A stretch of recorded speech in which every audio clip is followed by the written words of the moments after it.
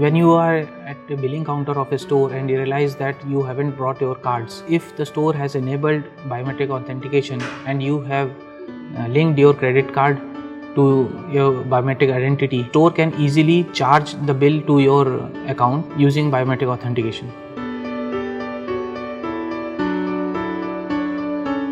Biometric authentication is identifying a user on the basis of his physiological traits. We can identify a user on the basis of his face, speech, fingerprints, etc. We have developed a reusable biometric authentication library using Microsoft Cognitive APIs.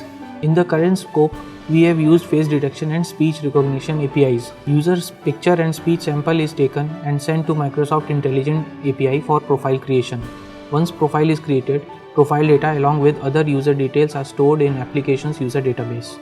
In order to verify the candidate picture and speech sample is captured and sent to intelligence APIs for verification. After successful verification, system retrieves user credentials and enables the application to perform any action as per the requirements. During sign-up, we are capturing the user's basic information like name, email, contact number and address.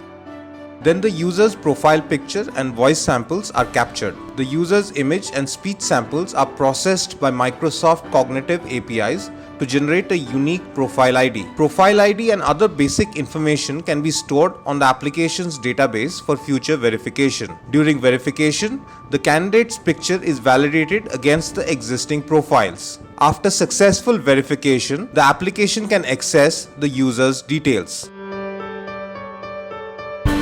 Such competitions help employees in exploring those areas which are not in their daily routine.